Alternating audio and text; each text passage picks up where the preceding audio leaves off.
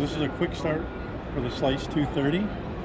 We'll talk about how you would set the unit up out of the box and then run a simple batch. Configure it and run a simple batch. So the very first thing that you would do is make sure that the air supply is connected to the regulator, and that mechanism will vary depending on what kind of connection you have here, whether it's a quick connect or a threaded connection. And then set the operating pressure to 80 psi, and you do that by unlocking the regulator by pulling it up and turn it until you get the desired pressure, and then lock it back down. And we'll move over here to make sure the guards are installed correctly. The upper guard is screwed in at the top, and the lower guard in the ejection is pressed up through a slot right inside the cover here. And once those are in place, make sure that the power cord is inserted properly, and go ahead and turn the power on to the unit. After about 30 seconds, the unit will boot up, and you will see a green light on the power, and you will be at the home screen.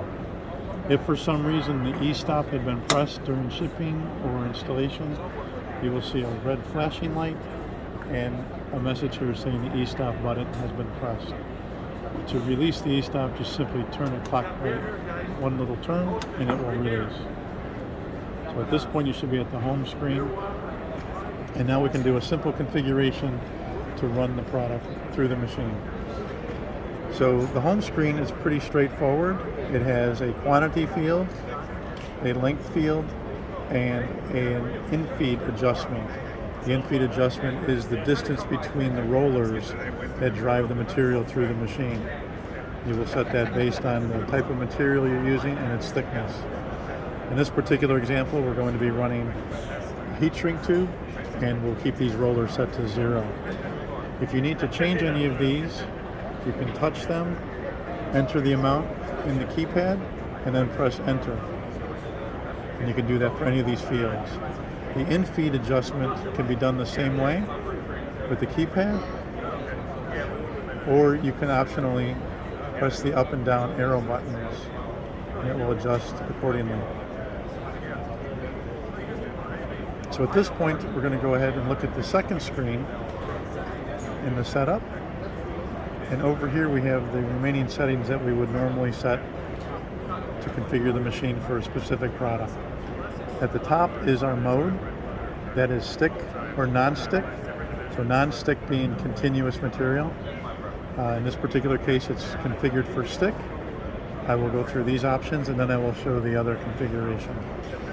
So over here we have stick mode does what we call zero load, and that means the material will move through the machine from the top to bottom and use a sensor to determine where the bottom of the material is, and it'll wait 10 seconds before it times out if it does not sense the bottom of the material.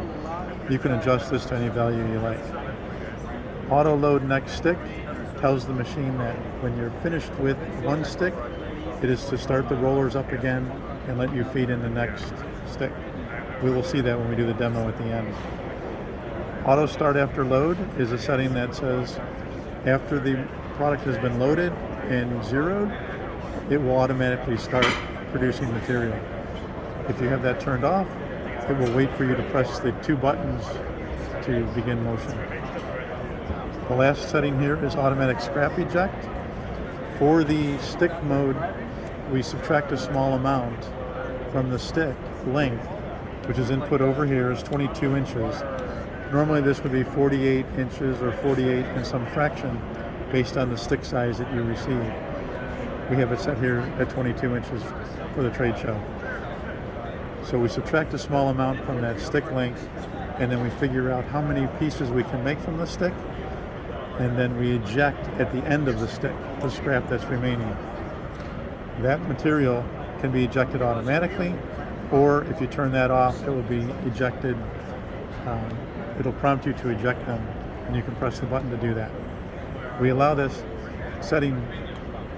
It allows you to determine whether or not you want the scrap to go into the same hopper as your product, and if your material is a similar size, you may want to catch that separately and put it in a different bin.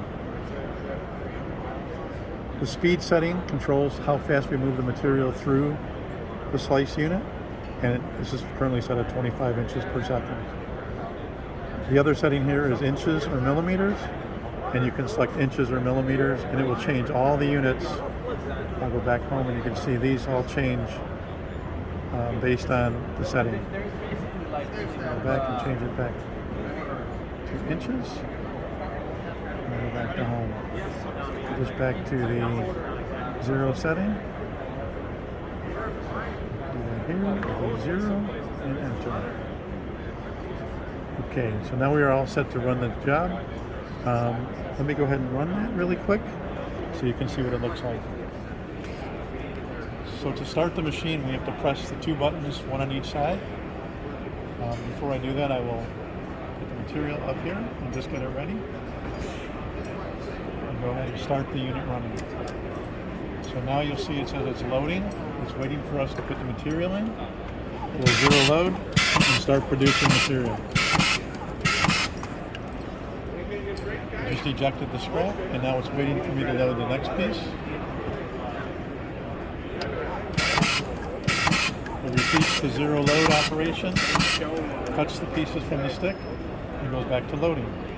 You can see there's 10 pieces currently produced on a total of 15.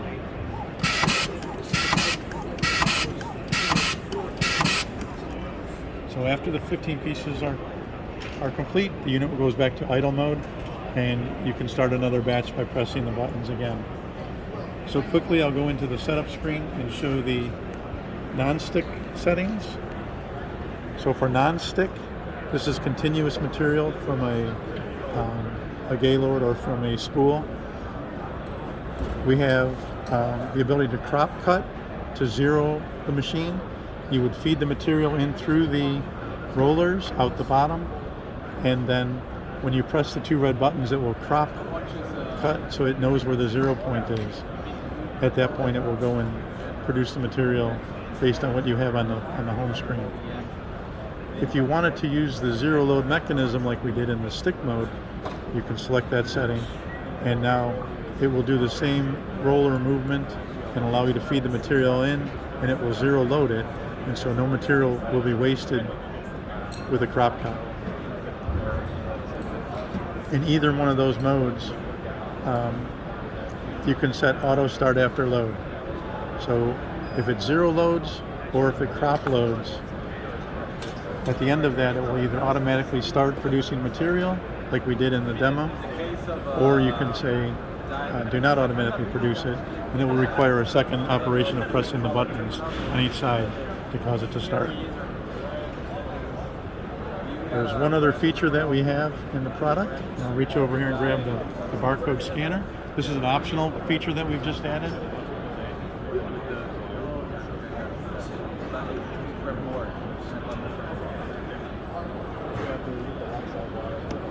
So to reduce error and make sure that the product that you're creating matches a product number or a job number or something you have on a work traveler, we've added a barcode scanning option, and we can scan a barcode and it will automatically change all the settings at one time. I'll go back and scan the first one again. And notice the quantities will change and the in-feed dimension will change. And we see it's setting the in-feed position. And that concludes our quick start video. If you have any questions, just call or visit our website. How'd it go?